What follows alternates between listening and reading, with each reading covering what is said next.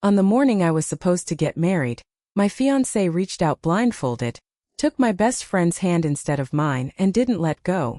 When they finally pulled the blindfold off and he saw the woman standing in front of him wasn't me, he smiled anyway and said, "There's no way I wouldn't know her hand." The laughter in the bridal suite cut off so fast I could hear the photographer's shutter click. A few hours later I called off the wedding. But I didn't leave because Ryan Whitfield flubbed some silly game the bridal party had cooked up. I left because that game finally made me see something that had been happening in plain sight for months. The man I was about to marry, and the woman I'd trusted for 12 years, had been sleeping together. Worse than that, they still wanted the ceremony to happen.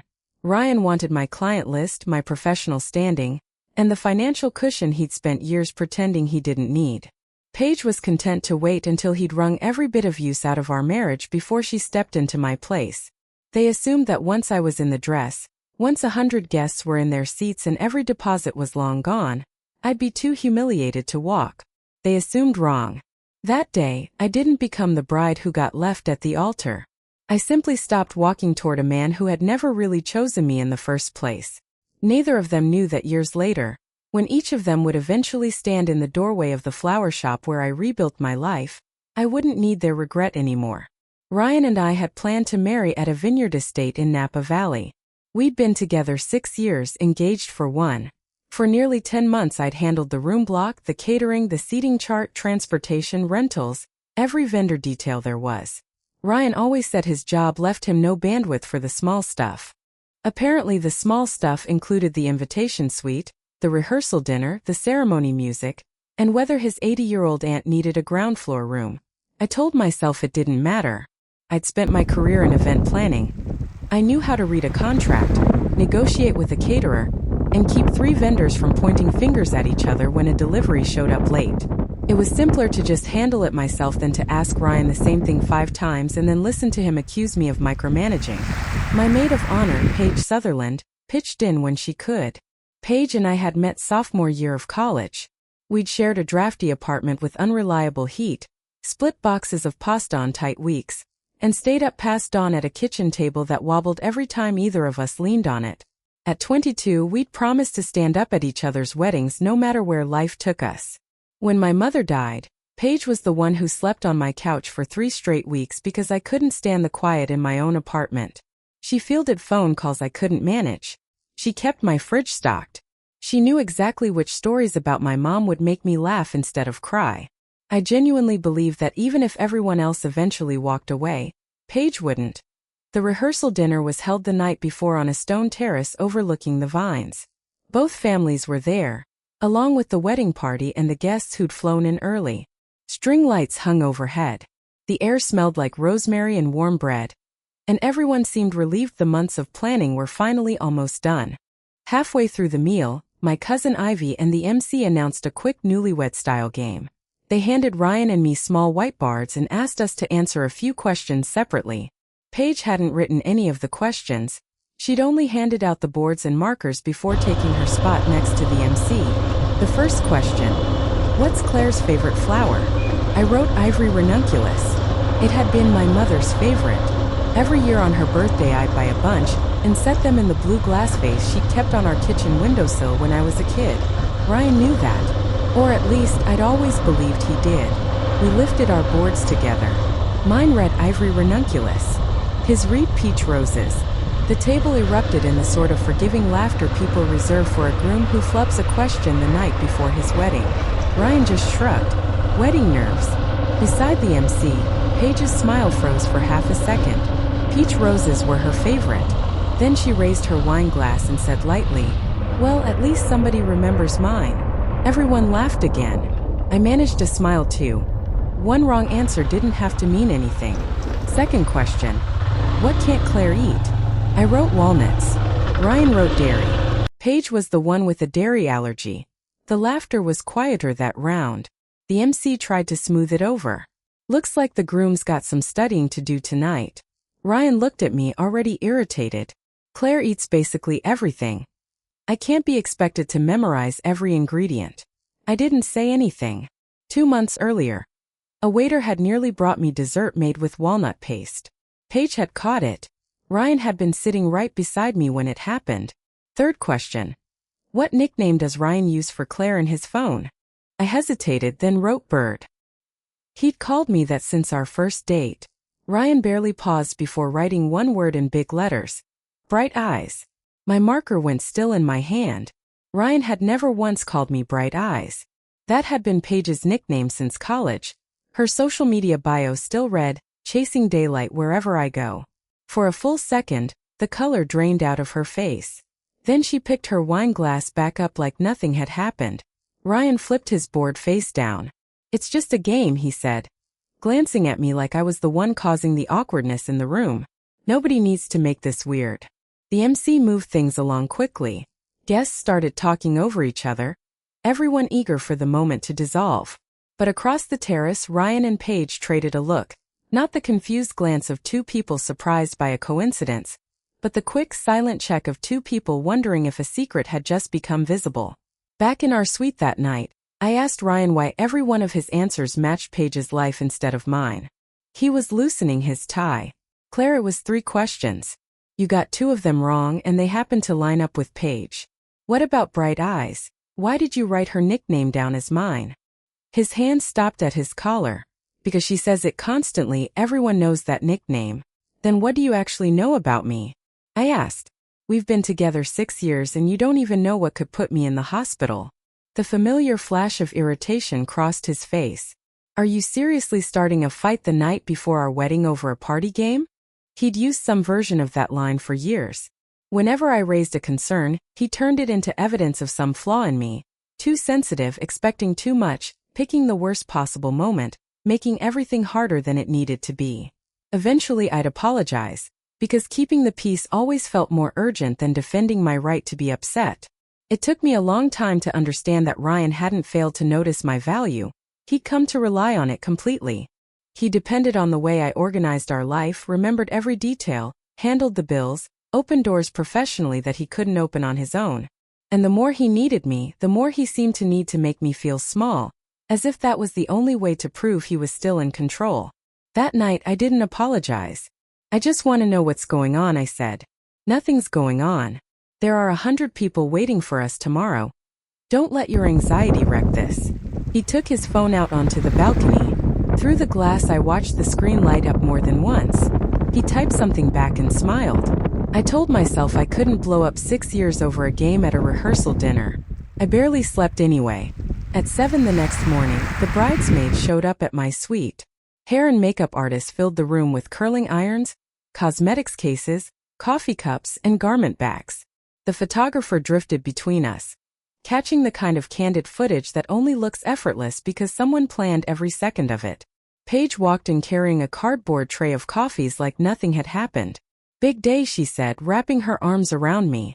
I caught the smell of orange blossom perfume on her skin, something I'd never noticed on her before the rehearsal dinner. That morning it seemed to fill the whole room. Around 9, the groomsmen brought Ryan to the hallway outside the suite.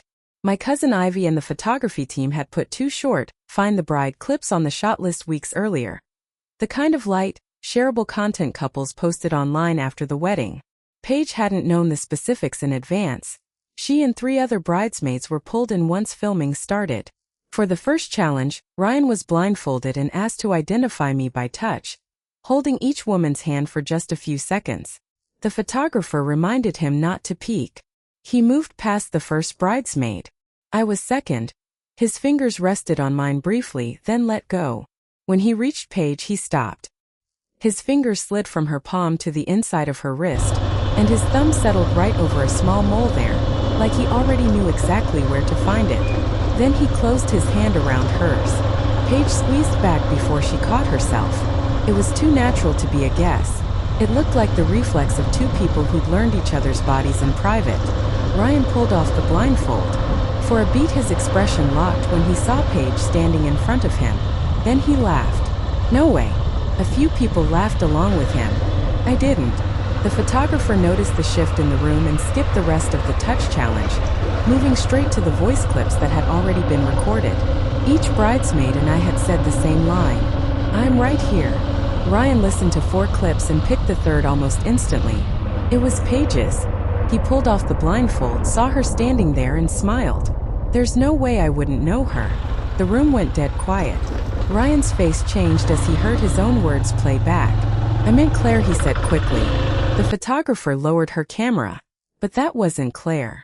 Every face turned toward me. I was sitting at the vanity, my veil already pinned into my hair.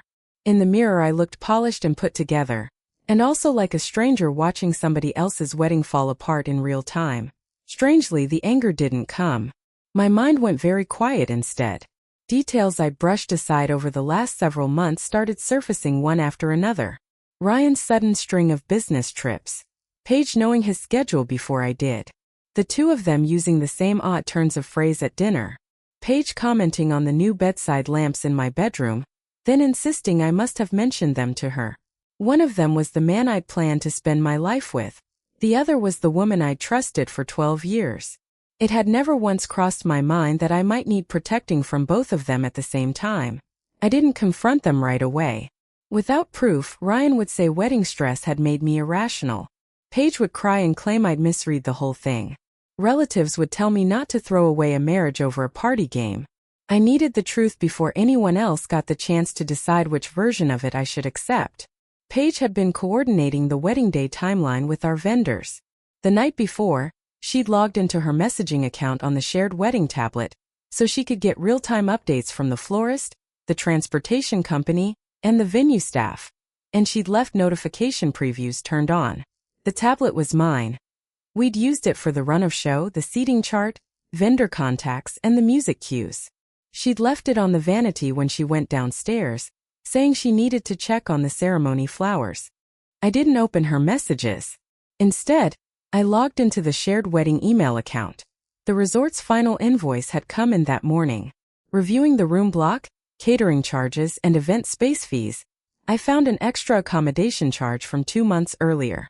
At the time, Ryan had told me he needed to fly to Napa alone to finalize venue details and sign vendor paperwork. He'd added a king room to our wedding master account using the group booking code. I'd assumed it was part of that same trip. The final invoice listed a second registered guest, Paige Sutherland. I remembered that exact date. Ryan had said he was handling paperwork in Napa. Paige had told me she was meeting a brand client in Los Angeles. That night I'd texted them both. Ryan wrote back busy. Paige sent me a photo of a hotel breakfast and complained about how lonely business travel could be. The photo showed a single coffee cup. I told her that once the wedding was over, the two of us should finally take another girls' trip together. My hands went cold as I forwarded the invoice to my personal email. Then a message preview popped up at the top of the tablet. It was from Ryan. "Is she starting to suspect anything?" Almost instantly, Paige's reply appeared. "You promised. Once she introduces you to the hotel group and the project closes, you'll end things with her. Stop making mistakes." That was when I understood Paige hadn't gone downstairs to check the flowers. She'd gone down to confront Ryan for nearly blowing their cover during the games. Their argument kept going in real time, notification previews stacking up one after another. "Just a few more hours," Ryan wrote. "Once she gets me in front of the development committee, I won't have to keep faking any of this." Then another. "I couldn't focus at all last night or this morning. All I could think about was you." I didn't need to read anything further. 4 years I'd worked as an independent event strategist with relationships across several luxury hotel and resort companies. Ryan had repeatedly pushed me to introduce his real estate firm to a hospitality group, exploring a new resort development. I'd refused. His company hadn't finished the environmental and financial reviews that would have made the introduction a responsible one. Ryan accused me of not supporting him. He depended on my connections and hated being reminded of it. Every time I declined to put my name behind a deal I didn't trust, he treated it as betrayal. Now I understood why he'd been so determined to go through with the wedding. Even while sleeping with Paige, he hadn't wanted to lose me. He'd wanted to keep my professional network, my credibility, and the stable life I'd built around him. Paige wasn't waiting for him to pick between us. She was waiting for him to finish using me first. They'd both assumed that after the ceremony, after the money, the public vows, the family expectations, I'd tolerate whatever I would never have accepted the day before. I photographed the notification previews and called the resort's event manager. When she arrived, I confirmed what mattered most. I was the primary signer on the wedding contracts. Most of the charges were tied to my accounts. The marriage license hadn't been signed yet. I could stop the ceremony and pull Ryan's authorization off the wedding master account. I didn't cancel the guest rooms or the meal that had already been prepared. The people who traveled all this way hadn't done anything wrong. The event manager glanced between my dress and the invoice in my hand. "Are you sure?" I looked at my reflection in the mirror. Yes, it was the most certain word I'd said all day. At 4 that afternoon, the guests were seated on the lawn beside the vines. Ryan stood under the floral arch in a dark suit with a white Lysianthus boutonniere I'd chosen myself. From a distance, he still looked like the groom I'd pictured for years. The strings started playing. Everyone turned toward the aisle. I walked out in my dress, no bouquet, no arm looped through my father's. He was standing near the entrance. "Are you sure you want to walk out there alone?" he asked quietly. I nodded. This time I need to do it myself. He didn't push back, just squeezed my hand.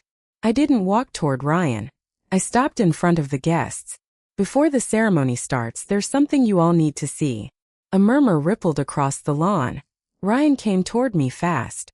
"Claire, don't do this." "Why not?" "This isn't the moment." "You're right," I said, nodding. "I'm not going to discuss it privately." The screen beside the reception tent lit up. It played the clip of Ryan walking past me blindfolded and taking Paige's hand. Then everyone heard him say it. "There's no way I wouldn't know her." The clip ended. Paige rose from the bridesmaids' row, the color gone from her face. "Claire, it was only a game." The event staff put the hotel charge from our wedding account up on the screen next, followed by the notification screenshots. The guests went completely still. Ryan lunged toward me. "You read our private messages." Even then, his first concern was how I'd found out, not what he'd done. "They showed up on the wedding tablet," I said. "And the hotel bill was charged to my account." He lowered his voice. "We can handle this privately." "You've been handling it privately for a long time," I said. "Now I'm ending it in public." Paige started crying. "I never meant to hurt you." I finally looked at her straight on. "You adjusted my veil at the fitting. You held my hand while I picked out flowers and told me my mother would have loved them. Every time I doubted this marriage, you told me Ryan was a good man." Her mouth trembled. "You knew exactly how to hurt me. You just figured that if I found out late enough, I'd be too scared to leave." She had nothing to say to that. I took the bouquet from one of the bridesmaids and set it down on the empty chair in front of Paige. "From last night until this morning, every time he had to choose, he chose you." Then I turned to Ryan. "But you don't actually want to marry her either. You want the excitement she gives you, and the stability, the clients, the reputation, and the financial credibility I give you. You were never torn between two women. You just believed you were entitled to both." Ryan's father dropped his eyes. My own father rose from his seat. Ryan grabbed my arm. "You're going to regret this the second you walk away." My father took a step forward, but I shook my head. I wanted to finish this on my own. I looked down at Ryan's hand on my arm until he finally let go. "The wedding is off," I told the guests. "Dinner will still be served, and the rooms that were already booked are still available. You all came a long way, and you shouldn't have to pay for their choices. But there will be no marriage today." I slid off my engagement ring and set it on the welcome table. Ryan stared at me. "You're running away from your own wedding." "No," I said. "I'm ending a fraud before it turns into a marriage." I turned and walked away from the vineyard. There was no applause, no dramatic cheering, just the wind moving through the vines and my dress brushing against the stone path. My father followed without rushing me or asking what came next. At the hotel entrance, he draped his jacket over my shoulders. "Let's go home," he said. I looked out toward the road beyond the property. "I don't know where home is anymore." He was quiet a moment, then, "Take your time finding it." The next 2 months were the most disorienting of my life. Mutual friends messaged constantly. Some supported me. Others thought exposing Ryan and Paige in front of all those guests had been cruel. A few said Ryan was devastated. Others said Paige had stopped leaving her apartment because she couldn't face people. Several people urged me to hear their side, as if the right explanation could somehow turn betrayal into a misunderstanding. I muted most of them, not because I felt nothing, but because every mention of Ryan or Paige pulled me right back to that vineyard. My father offered to let me move in with him. I turned it down but let him help me clear out the apartment Ryan and I had rented in San Francisco. The dining table had been one of our first purchases after we got engaged. The cushion on Ryan's end of the couch still held the shape of his body. I donated almost everything. On moving day, my father set my mother's old flower shears and the blue glass vase in my back seat. "These belong with you," he said. I left San Francisco with a car, a few boxes of clothes, my laptop, and the things my mother had left behind. I chose Portland, Oregon, not for some big opportunity, but because I'd visited once and remembered the independent bookstores, the neighborhood coffee shops, the weekend markets, the old houses, the long rainy afternoons, and people in ordinary coats waiting for bread outside small bakeries. Most importantly, nobody there knew me. Nobody knew I'd walked away from a wedding in a white dress. My father followed without rushing me or asking what came next. At the hotel entrance, he draped his jacket over my shoulders. "Let's go home," he said. I looked out toward the road beyond the property. "I don't know where home is anymore." He was quiet a moment, then, "Take your time finding it." The next 2 months were the most disorienting of my life. Mutual friends messaged constantly. Some supported me. Others thought exposing Ryan and Paige in front of all those guests had been cruel. A few said Ryan was devastated. Others said Paige had stopped leaving her apartment because she couldn't face people. Several people urged me to hear their side, as if the right explanation could somehow turn betrayal into a misunderstanding. I muted most of them, not because I felt nothing, but because every mention of Ryan or Paige pulled me right back to that vineyard. My father offered to let me move in with him. I turned it down but let him help me clear out the apartment Ryan and I had rented in San Francisco. The dining table had been one of our first purchases after we got engaged. The cushion on Ryan's end of the couch still held the shape of his body. I donated almost everything. On moving day, my father set my mother's old flower shears and the blue glass vase in my back seat. "These belong with you," he said. I left San Francisco with a car, a few boxes of clothes, my laptop, and the things my mother had left behind. I chose Portland, Oregon, not for some big opportunity, but because I'd visited once and remembered the independent bookstores, the neighborhood coffee shops, the weekend markets, the old houses, the long rainy afternoons, and people in ordinary coats waiting for bread outside small bakeries. Most importantly, nobody there knew me. Nobody knew I'd walked away from a wedding in a white dress. I rented a one-bedroom in an aging building. Small windows. Kitchen cabinets painted over one too many times.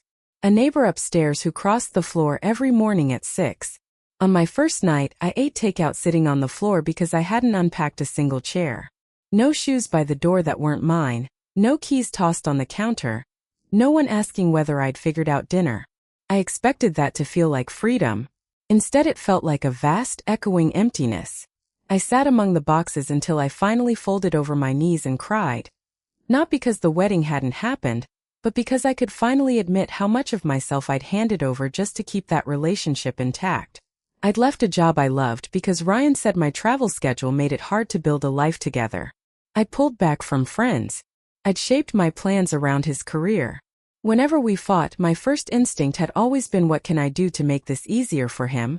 I'd rarely stopped to ask whether any of it was fair to me. My father called the next morning. He didn't ask if I'd cried or when I'd be coming home. He just said, "Eat some breakfast." After that, he called every Sunday. Sometimes we talked for 10 minutes. He told me about the weather in San Francisco. I told him about the rain in Portland. He never once pushed me to talk about the wedding. That restraint turned out to be the kindest thing he could have done. I kept taking remote event planning work to cover rent, and at the end of most days I walked the neighborhood. That's how I found the flower shop. It sat between a used bookstore and a narrow storefront that had changed businesses several times over. The sign above the window was faded. Buckets of seasonal flowers stood just inside next to a handwritten card. Closing at the end of the month. Owner retiring. The bell gave a soft ring when I stepped in. A woman in her late 60s sat behind the counter, Dorothy Vance. She'd owned the shop for 31 years. Her husband had died 7 years earlier, and she'd kept the place running on her own since. Now her daughter wanted her to move to Seattle. "Looking for flowers?" she asked. I meant to say yes. Instead, I asked, "Are you really closing?" She studied me for a second. "Unless somebody wants to take it over." I'd spent years planning weddings and luxury events. I understood color, sourcing, installation, how flowers could change a room. I'd never run a retail shop and I didn't offer to buy it that day. But over the next 2 months I kept going back almost every week, sometimes for a small bunch of flowers, sometimes just to talk with Dorothy. A week before Christmas, one of her employees called in sick. The same day a large funeral order came in. I stayed to help. We worked more than 12 hours straight. After midnight I sat on the stockroom floor trimming stems, fingers pricked, back aching, leaves caught in my hair, and realized it was the first full day since the wedding that I hadn't thought about Ryan once. After the order went out, Dorothy asked, "Have you seriously thought about taking this place over?" This time I didn't brush it off. Over the following weeks I went through the lease, the supplier agreements, the inventory, 3 years of sales records. I hired a local accountant to look at the books. The shop wasn't drowning in debt, but foot traffic had dropped off. The website hadn't been touched in years. Online orders were basically non-existent. I couldn't afford to buy the equipment and goodwill outright, so Dorothy offered seller financing. I'd take over the lease and buy the inventory up front, then pay off the rest over 2 years. I kept part of my remote planning work so I wouldn't lose every income stream while the shop found its footing. When I told my father the plan, he went quiet for a long moment. "Are you sure you're not just running into something new because the old thing hurt?" It was the first time he'd asked me that directly. "I'm not sure," I admitted. "But when I'm there, I don't feel like I'm running." He didn't try to stop me. The day the transfer became official, a package arrived from San Francisco, my mother's flower shears, and a note in my father's handwriting. "For your second beginning." I named the shop at 2 in the morning Second Bloom. Starting over wasn't romantic. That first week almost no one came in. I drove to the wholesale flower market before dawn, processed stems, scrubbed buckets, built arrangements, updated the website, swept the floor, and reconciled the books all by myself. Some days I sold 3 bouquets total. By the end of the first week I realized I'd thrown out more flowers than I'd sold. I sat behind the counter staring at the numbers, wondering if I'd made another terrible decision. Dorothy stopped by to pick up an old photo album from the stockroom, glanced into the compost bin and frowned. "You bought too much." I was worried customers would come in and not have enough to choose from. When nobody's coming in, more choices just means more waste. She took off her coat and helped me reorganize the cooler. "A flower shop isn't an event," she said. "At a wedding, everything has to be perfect for a single day. A neighborhood shop has to give people a reason to come back every week." "How do I do that?" She pointed out the front window. "Start by knowing your neighbors." The next morning I carried several unsold but still fresh bouquets over to the coffee shop, the bookstore, and the bakery nearby. I wasn't there to sell anything, just to introduce myself. Owen, who ran the coffee shop, offered to display small wrapped bouquets by his register and split whatever sold. The bookstore agreed to host weekend floral workshops. The bakery wanted fresh table flowers every week. None of it was much on its own, but together it gave the shop something like steady cash flow. I launched a monthly bouquet subscription. The first group had 7 people. I wrote down every preference. One person hated lilies, another was sensitive to strong scents, one man bought flowers every month to mark the date his wife had died. As I learned their names, they learned mine. 3 months after opening, a young woman came in to ask if I'd design flowers for her wedding. She opened a folder of inspiration photos, and my hand stopped on one page. "Ivory ranunculus, the same flowers I'd planned for my own wedding. Can you take the job?" she asked. I wanted to say no. That night I dreamed I was back at the vineyard. Ryan waited under the arch page, held my bouquet. Everyone watched like I was the one who'd ruined the day. I woke at 3 in the morning and pulled the photos up on my laptop again. And then I understood, those flowers didn't belong to Ryan, or to the wedding that never happened. They belonged to my mother. They belonged to the blue vase on our childhood windowsill. They belonged to memories that had never hurt me. If I rejected every flower, every song, every place tied to that wedding, I'd be handing Ryan and Paige ownership of everything I'd ever loved. The next morning I took the job. The week of that wedding, part of my flower shipment was delayed. The day before the ceremony, my cooler failed. I didn't have time to fall apart. I sourced replacement blooms from 2 local growers, borrowed refrigerated space from a nearby restaurant, and reworked several table arrangements with the bride without changing the overall look. I arrived before 5 on the morning of the wedding. My hand shook slightly as I set the last ranunculus into the bridal bouquet. When the bride saw it, her whole face lit up. This is exactly what I wanted. During the ceremony, I stood outside packing up my tools. The bride walked down the aisle on her father's arm toward a man who looked at her like the room held no one else. I didn't fall apart. I didn't envy her. I understood that her happiness wasn't proof of my failure. My wedding hadn't happened, but my life hadn't ended there either. 6 months after Second Bloom opened, a mutual friend sent me a photo of Ryan and Paige. They'd gotten married in a small civil ceremony at San Francisco City Hall. Paige wore a short white dress and carried peach roses. Ryan stood beside her, one hand at her waist. The caption read, "Some love stories just take longer to start." I stared at that sentence for a long time. They'd rewritten betrayal as fate, like getting married afterward turned every lie into an act of courage. That night I opened Paige's profile for the first time since leaving California. She'd posted photos of her ring, their new apartment, weekend trips, breakfasts Ryan had supposedly cooked for her. Every image looked aimed at some invisible audience she needed to convince. I watched for about 10 minutes, then closed the page and unfollowed them both. It wasn't punishment. I was just done letting their posts decide the mood of my day. After that, I only heard fragments through mutual friends. Ryan's company was struggling to close several deals. Paige posted less and less. The polished couple photos kept coming, but the gaps between them stretched longer. I didn't ask for details. My own life had gotten specific enough to fill my attention. The week before Valentine's Day, my part-time employee and I worked until midnight. In spring, we ran our first floral class at the bookstore. In summer, a storm canceled a neighborhood market. So I turned the flowers I'd already bought into subscription-sized arrangements and delivered them to offices and restaurants around the area. The shop slowly stabilized. Then, just as I started to believe the worst of it was behind me, my landlord informed me the rent would jump 35% at renewal. I stared at that letter all night.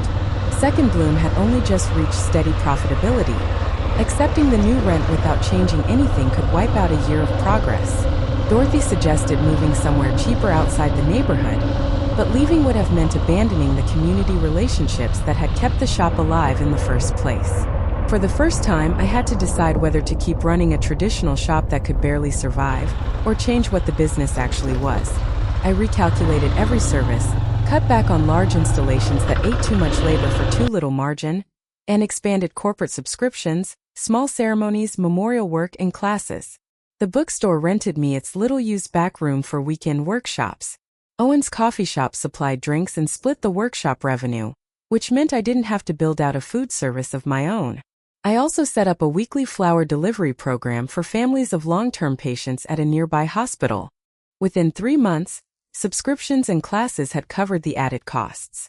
I offered my landlord a longer lease in exchange for a smaller increase, and we reached terms I could actually sustain. The night that agreement was signed, I locked up the shop and stood outside in the rain with the key still in my hand, realizing I hadn't thought about Ryan in weeks. There was no music, no big revelation. Portland just quietly stopped feeling like the place I'd run to and started feeling like home. A year after Ryan and Paige got married, Second Bloom had 2 steady part-time employees, and I was planning a small studio space for classes. That was when Paige emailed me. The subject line read 2 words. "I'm sorry." The message was long. She said she was pregnant. She admitted the marriage she showed online looked nothing like the life they actually lived. Ryan's firm was under real financial pressure. He'd started comparing her to me constantly. Claire knew how to manage a budget. Claire never caused problems when I was busy. If Claire were still here, she'd have found a way to get me into that hotel deal. She wrote, "I used to think he talked about you because he still loved you. Now I understand he just misses having someone carry his whole life for him." She admitted that jealousy had mattered as much as love in what she'd done. She'd envied my career, my closeness with my mother, and the fact that Ryan had chosen to marry me in public. When he started paying attention to her, she'd felt, for once, like she'd beaten me at something. Near the end she wrote, "I didn't just lose you. I lost the version of myself who hadn't done this yet." I read it and didn't reply. I believe she regretted what she'd done. Regret didn't automatically buy back trust. 2 weeks later she showed up outside the shop. She had on a loose coat, her pregnancy clearly visible. Rain streaked the window between us. She stood on the sidewalk for several minutes, like she couldn't decide if she had any right to come in. Finally she opened the door. The bell rang softly. We hadn't seen each other in almost 2 years. She looked thinner everywhere except her stomach, with dark circles under her eyes. Claire. I didn't welcome her, but I didn't turn her away either. I poured her a glass of water and had her sit near the window. She looked around. It's beautiful. Thank you. Did you build all this yourself? No, I said. A lot of people helped me. She lowered her eyes and started apologizing. At first the apology still came with explanations. They'd started out just talking. She hadn't meant for it to turn physical. She'd wanted to tell me before the wedding but never found the nerve. I let her get through it until she said, I never wanted it to become this. I cut in, but every time you crossed another line you knew exactly what you were doing. She started crying. I know. This time she didn't argue. She said she missed our friendship, missed our college apartment, missed the 3 weeks after my mother died when I'd stayed at her place because I couldn't be alone. Her hand rested on her stomach. When the baby's born I thought maybe you could be her godmother. I looked at her for a long moment. Why would you think I'd want that? Because we were so close once. You don't just want forgiveness, I said. You want me to become the person who catches you again, who carries whatever you can't hold. Tears ran down her face. The reason you were able to hurt me so badly is that we were close. You knew exactly where I was vulnerable. She looked down. I know. I accept that you're owning what you did, I told her. But accepting an apology doesn't mean I'm letting you back into my life. Friendship isn't something you can break and then set back on the shelf because you finally said sorry. There's no version of this where that happens. I thought about the college girl who'd gone out in the middle of the night to buy me medicine when I was running a fever. I also thought about the woman who'd adjusted my veil while waiting on messages from my fiancé. Both of those were Paige. I couldn't keep one and pretend the other never existed. No, I said before she left. I wrapped a small bundle of white daisies and handed them to her. For goodbye, I said. She looked at the flowers like they meant forgiveness. She carried them out into the rain, and I watched from behind the window until she disappeared around the corner. I didn't feel triumphant. I felt sad. Sometimes not hating someone anymore doesn't mean it's safe to let them back in close. Several months later, a mutual friend told me Paige had been rushed to the hospital with severe pregnancy complications. Doctors had to deliver the baby far too early. The baby didn't survive. I was wrapping a birthday bouquet when I got the call. The scissors went still in my hand. That child hadn't done anything to anyone. Whatever Paige had done, this wasn't a punishment she deserved. I didn't reach out to her directly, not because I felt nothing, but because showing up during the worst moment of her life might have suggested the boundary between us had shifted. I asked our mutual friend to tell her I was deeply sorry and hoped she'd take care of herself. 3 months after that, a handwritten letter arrived. Paige wasn't asking for forgiveness this time. She wrote that after the baby died, every unresolved problem in the marriage surfaced at once. She needed Ryan to grieve with her. He buried himself in work instead. Every conversation about the baby ended in blame. During their worst fight, Ryan told her if I'd never left Claire, my life wouldn't look like this. That, she wrote, was when I finally understood. No matter who he's with, he'll never take responsibility for his own choices. He blamed me for his stalled career, for losing the life you built, even for not knowing how to grieve. But she added, I can't put it all on him. I chose to hurt you. I chose to marry a man who'd already proven he could betray someone he loved. She said they'd separated and were preparing to divorce. She planned to leave social media, move back to be near her parents, and start therapy.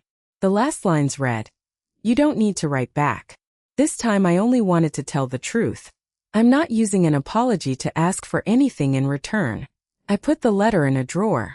That evening I arranged white daisies in the front window, not for Paige and not to mark her marriage ending, but for a child who never got the chance to grow up.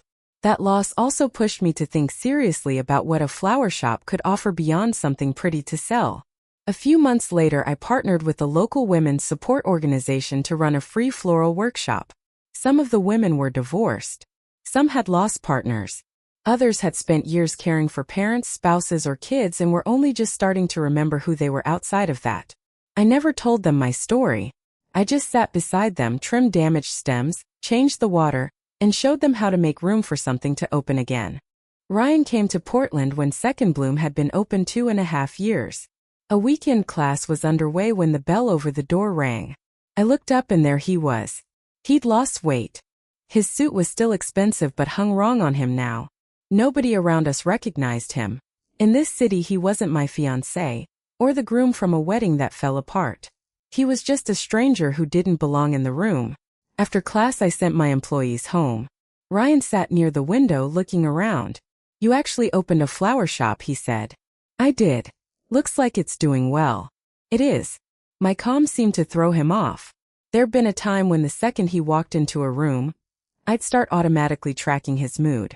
Now I just sat in my own shop and waited for him to say what he'd come to say. "Paige and I are divorced," he finally said. "I know she reached out. That's between the two of you." He went quiet. "Claire, I made a mistake. Not just one." He lowered his head. "I didn't realize how good our life was until everything fell apart." "Was it good, though?" I asked. "Of course it was. For you, maybe," I said. "Someone remembered your schedule, paid your bills, checked in on your parents, connected you with clients, and apologized first whenever you were in a mood." I held his eyes. "For me, that relationship meant getting smaller and smaller so you'd stay comfortable." "I can change," he said. "Why now?" "Because I finally know who I actually love." "Do you love me? Or do you miss the life I used to run for you?" He didn't answer. I already had my answer. "I could move to Portland," he said. "We could start over." "This isn't a location problem," I told him. "We had 6 years, Ryan, and you spent a good chunk of them teaching me that my needs were an inconvenience." "You didn't used to be this cold," he said. I almost smiled. "You're right. I used to put everyone else's comfort ahead of protecting myself. I don't want to be that woman again." Ryan stood. "So there's nothing I can do." "You can change," I said. "You can learn to take responsibility. You can stop blaming everyone else for your own choices. You can become someone more honest." Hope flickered on his face, but not for the reason he probably wanted. "Whatever life you build after that," I said, "it won't include me." He stood there a long moment. "Do you honestly have no regrets?" I thought about it. "I regret not seeing the truth sooner. I regret giving up pieces of myself to keep a relationship alive.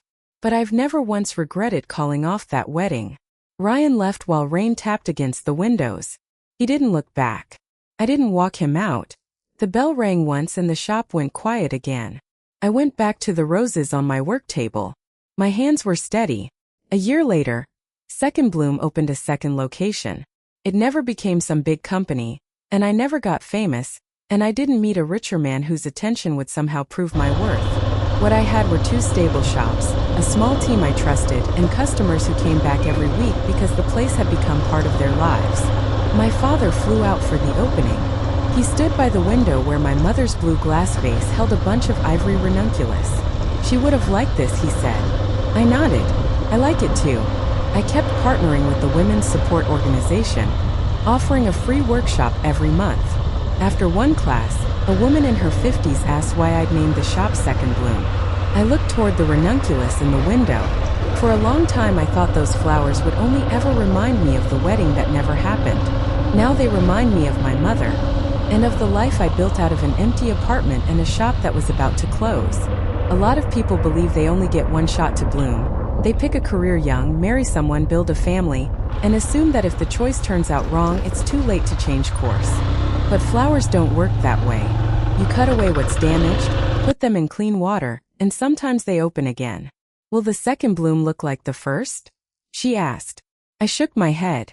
"No, it's usually slower and it might not be perfect. But it's yours." After class I turned off the lights. The street outside was dark and wet.